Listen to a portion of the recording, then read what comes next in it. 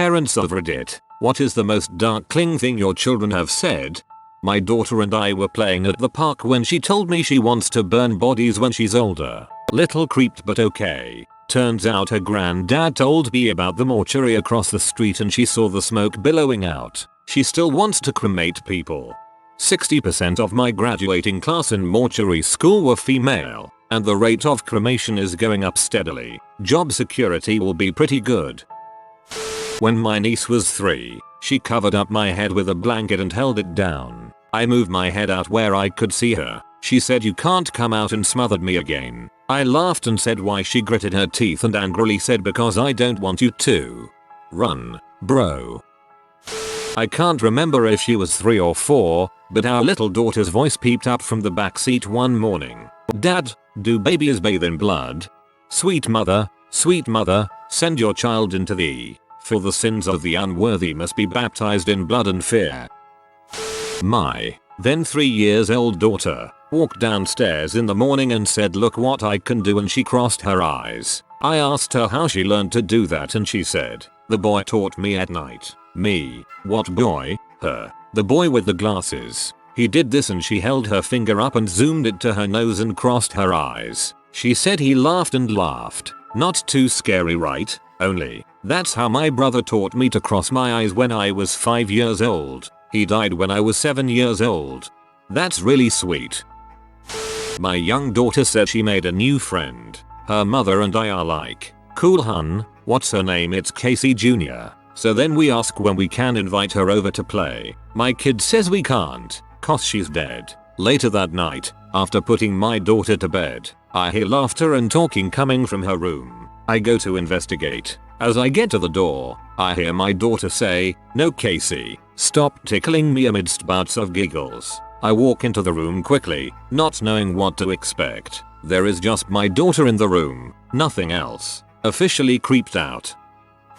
I'm the chili in question here. My mother was reading The Stand when I was 3-4. There is a character called the Trashcan Man, who is basically a mentally disabled pyro with a penchant for blowing up trash cans, before being empowered by the villain to blow up much bigger things. Having read the book much later in life, there's a kind of twisted child vibe with this guy. One evening while she read alone in her room, I came skipping in singing, "The Trashcan Man, the Trashcan Man. He is gonna get you and you know he can." She claimed she got real serious and asked where I'd heard that, and I wouldn't say another word about it. There's also a story in which she claims I basically described being abducted by aliens and similarly shut up about it right after. I tend to think I was just an early expert troll. I bet you were a spicy little chili. My mum stayed with us for a few months when my daughter was 3 or 4. When she moved out, the spare room was still called Nana's room. I asked my daughter to get something upstairs one day. She did and came back to me and said, "Who is that old lady in Nana's room?" Didn't go in that room ever again. Probably was just dark and saw some clothes or furniture in the shape of an old lady, since the kids' move associated the room with Nana. Either that or is haunted. This is actually a Reddit story. I saw a picture of a horse on our midline interesting and showed it to my daughter who was 2 at the time and loves horses. She says it's going to die soon and I was like, "What did you say?" and she repeated, "It's going to die soon." Eventually I figured out that she was talking about my phone battery being low. I used to work at a daycare that was adjacent to a large cemetery. Sometimes the kids would gather at the fence and stare into the cemetery talking about a little boy they wanted to play with. As it turns out, the part of the cemetery that bordered that fence was the same part where all the kids' babies were buried. It really freaked out some of the girls that worked there. I lived alone in a cool but kind of creepy old house with my son, who must have been close to 3 when this happened. I woke up one night because I heard him talking forcefully at something in his room, not quite yelling, but at a level above normal conversation. I got out of bed and went down the long hallway to his room to find him sitting in the corner of his bed, glaring into the opposite corner of the room. I asked him what was wrong and, without taking his eyes off that far corner, which was at my back, he pointed and said, quietly and angrily, "Get that man out of my room." Every hair on my body stood up and I reached over to flip on the light. There was no one there, of course. He said the man came into his room a lot and he hated him. His voice was absolutely full of anger when he talked about the man. Then, he told me that there was a big brown rabbit that came and looked in his window every night. His bed was directly under a window, and he didn't like him, but he couldn't come in the house, so it was okay. He also claimed the house itself was a lady and it sang to him, which is a whole other story. I took him back to my room for the rest of the night, but the next day it was like it never happened and he went back to sleeping in his own room. After reading further, I'm convinced that 3-year-olds are conduits of some sort of dark weirdness. So this wasn't my kid, since he was only about 16 months when it happened, but I heard the following at the playground from another kid who was about 4 or 5. Kid, I can go down the slide really fast. Me, that's cool. Kid, can he do the slide? How old is he? Me, sort of, only on his tummy. He's only 1/2. Kid, oh, that's really young to die. Me, what? Yes, it is. He said it in the same tone a kid would say it's too cold to swim. No clue what made him say it. Kid has obviously been told you die if you go down the slide on your tummy. The other day my daughter drew some pictures. The first one she said, "That's me right there." I said, "What's the other thing?" "Oh, that's the fire. See, I'm pointing at it and telling you to run." Second one picture, "That's a building that fell down. There was a lot of fire." I think she was learning about fire drills at school, but IDK. Hopefully I don't have a little arsonist.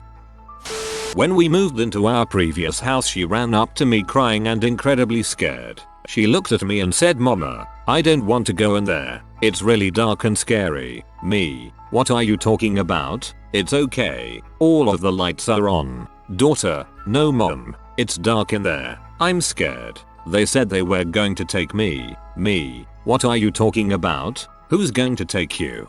Daughter, "The monsters said they're going to take me and pull me in the wall. They said I had to stay forever. It's dark and I'm scared." She then pointed to a black ring on the wall where something large had been hanging and left a mark. I regret not listening to her because living in that house was terrifying. That ring wouldn't come off of the wall and was still perfectly visible after being painted over and bleached multiple times. TL. Dr. Monsters and the walls were lonely. Too late now, but you have to get rid of those stains by using 1-2 layers of oil-based primer on the whole wall, then painting it with latex paint. We were living at a house where a schoolmate of mine lived for 15 years before he committed suicide. One day my daughter said, "He's in the closet." "Who's in the closet?" "Nick. He looks scary, daddy." I went to pictures on his Facebook and asked her who it was, because we'd never talked about him before, and she said, "Oh, that's Nick." My mother-in-law was picking my son up from school because I had some crap to do. She was supposed to just drop him off. I really dislike that old witch. Instead he comes running through the door and yells, "Daddy, I invited grandma for dinner." Son, have I taught you nothing about vampires? My son, 5 years at the time, woke up scared from a dream in the middle of the night. I asked him what it was about, which, in retrospect, was probably a mistake. He said that he had a dream where people turned bad and you could tell because their teeth turned pointy. Then, in the dream, he realized that his teeth were pointy. He woke up as he was trying to figure out how to hide his pointy teeth from everyone. I can dig it. The scariest thing is not that a monster is coming to get us. It's that we are the monster. We stopped looking for monsters under our bed when we realized they were inside of us. Joker. My son told me how many people were in the hospital room when he was born. He said dad, aunt, nurse, doctor. He placed them in their respective places, across the room, next to you. I've never talked about his birth to him. He was about 4 then. I asked him recently if he recalls his birth and he said number. What? I don't remember it at all. Mom. Geez. I was just a baby. Cripes, where to start? Recently my daughter said, "The blood of our enemies makes the finest dessert." Telling her about Paul Bunyan the other day, her first reaction was a very interested. "So there's a giant carcass someplace?" I'm using that first line if I ever write a novel. Thank you, creepy little human. My son had an imaginary friend named Sam when he was 3. He would talk to him and laugh when we weren't in the room. We would always play along with him, build his imagination and whatnot. We asked him, "What does Sam look like?" and he said, "He's small, like me, but he's not a kid. He has black hair and black eyes. I looked at my wife and laughed and said, "That doesn't sound like a nice friend." And he replied, "SHHH. He's right behind you." He wasn't allowed to play with Sam after that. I don't want children. I'm scared of the woman who lives in the attic. My stepfather's ex hung herself in the house. She has no recollection of the woman, but I remember her saying it. My baby sister said this. Obligatory, not a parent, but as a young child, age 3-5, I would sleepwalk into my parents' room and stand by their bed quietly. My dad would wake up, find me and try to put me back to bed. I would tell him I couldn't go back to bed because the tall men are walking. This stopped immediately after moving from that particular house. The tall men comment stopped. The sleepwalking continued and still happens. Then, when I was around 15, we were at church one day and I overheard one of the younger kids, 3, ask his parents, as they walked away, "Who are those men?" "What men, honey?" "The tall men with Iboko." Didn't sleep well for a couple of nights after that. Iboko is my username, my username, from the names of the 3 dogs that my husband and I had when first dating. Had all of them from puppies. One died of cancer at 16, one of old age at 19, and the third is still with us and about to turn 17. Iris, Bonita, Cisco. An Iboko is a soul that has been cursed for a sin committed by their ancestors. Their only hope for atonement is to wander through life, repeating themselves incessantly in the hopes that somewhere, someone will actually listen. Sorry, I'm recovering from surgery and feeling kinda froggy. It was the Harlem Globetrotters, waiting, biding their time until they can help you solve a groovy mystery. My nephew at the age of 4 came up to me after a nap and vividly detailed another man's life. He was an Australian soldier in the early 1900s and had a brother in the army with him. They were cavalry soldiers and were sent to fight Turkey in the Gallipoli campaign. He told me about how they were in the desert for weeks with a battalion of men and how he hated the sand. Sometime his brother died in battle and he described being alone in a desert with his horse. The horse died from thirst and shortly thereafter he died from exposure, and then said, "And then I woke up." That freaked me the frick out. He was so young and didn't know the majority of what he was saying, but he knew details. Significant historical details. I never forgot about that day, but he did as he grew.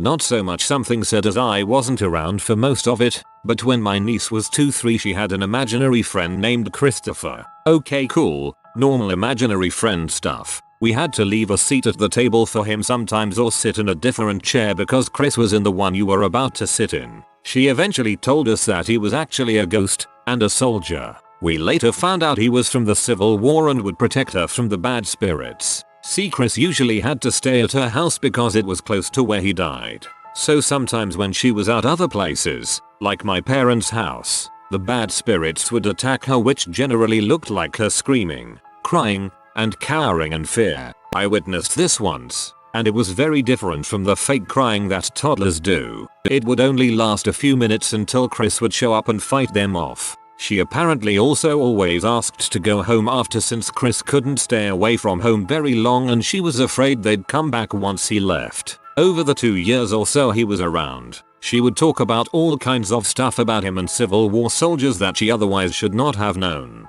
This is actually kind of sweet. Chris is really looking out for her. Also, she lays the Civil War unit in American history.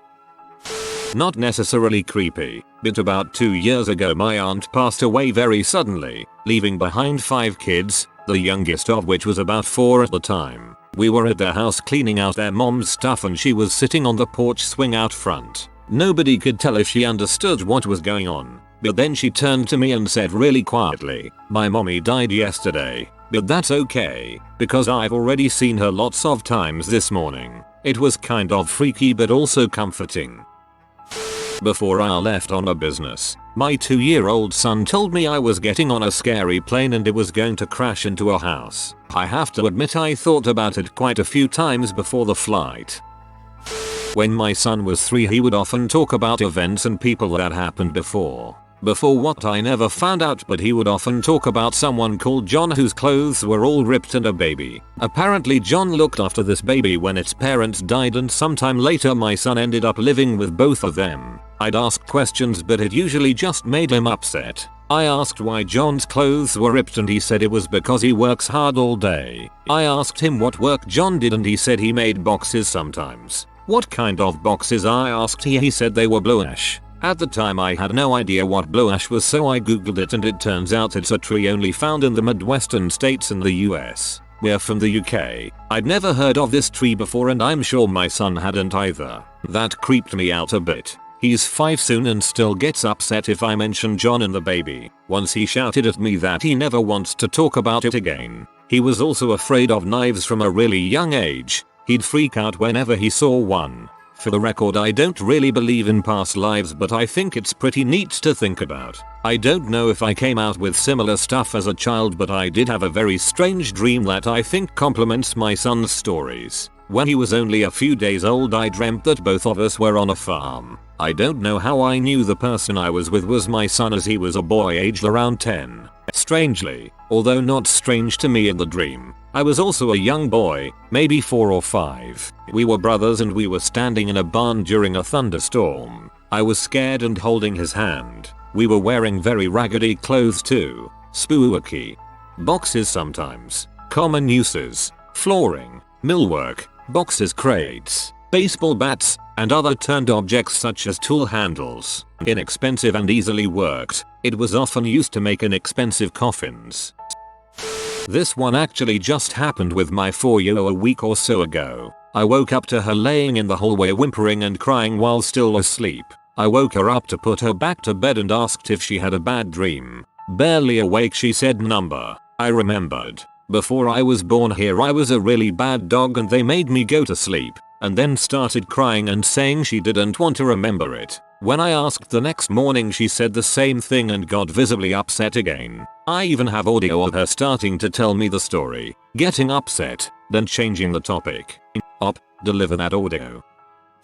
I definitely continue to be impacted by this. We had just moved into our home. The first 2 nights, our 2 children stayed at their grandparents'. On the 3rd night, they spent their first evening in their new rooms. My wife asked my then 4-year-old daughter how her experience had been in her new room. Here is a recounting of the ensuing discourse.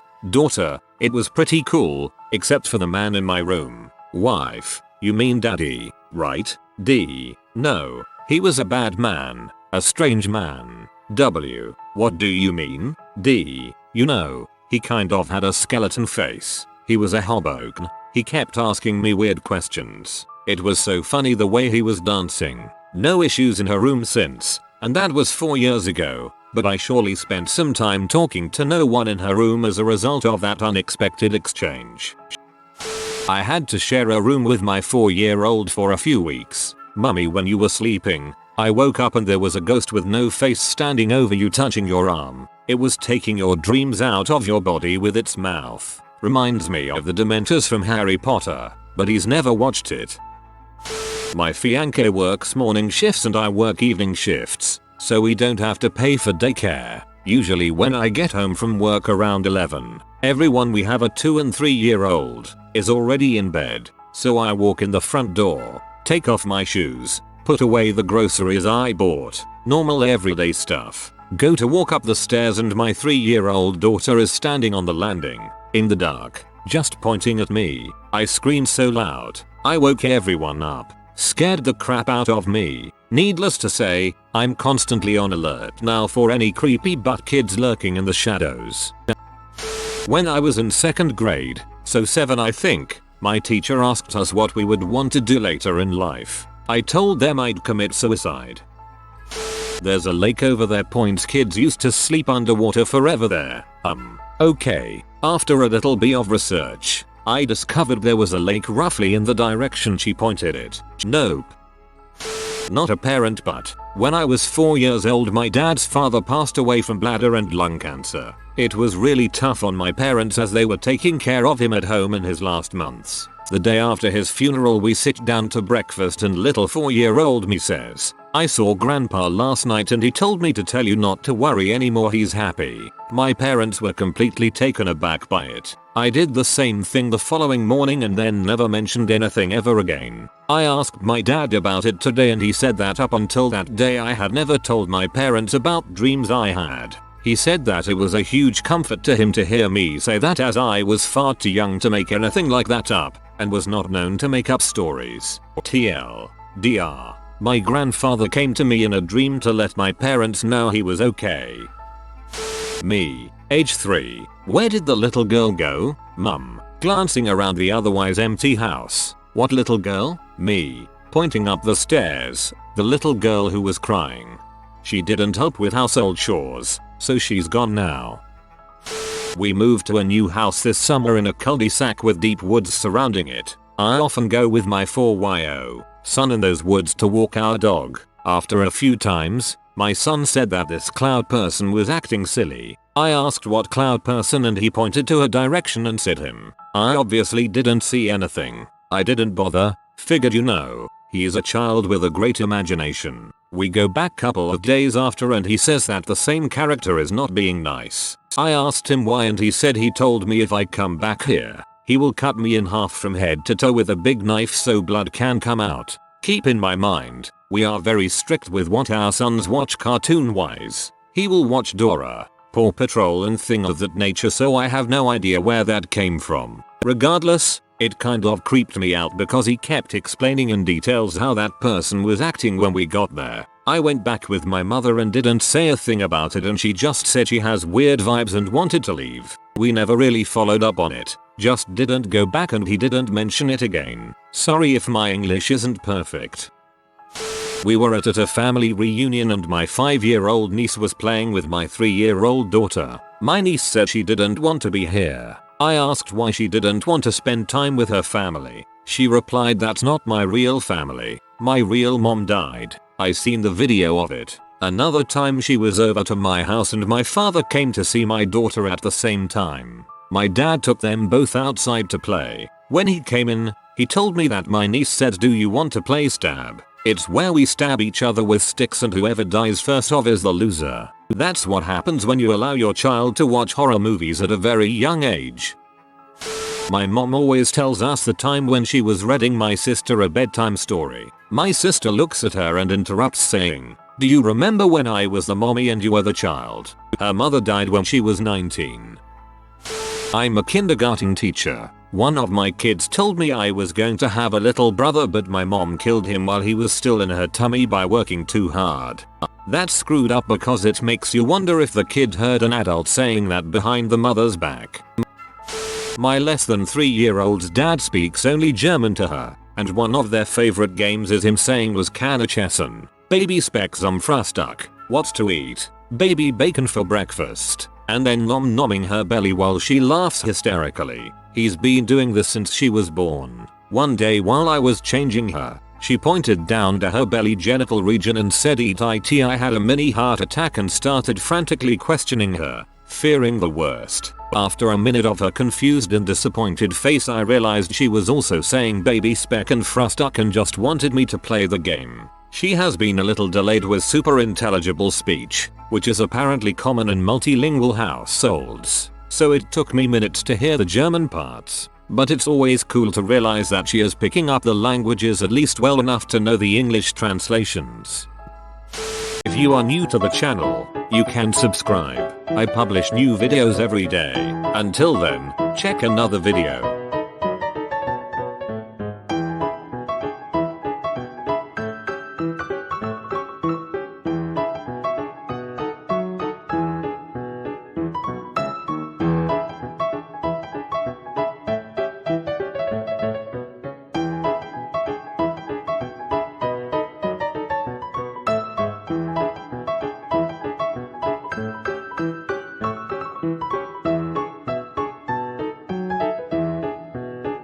Bye for now.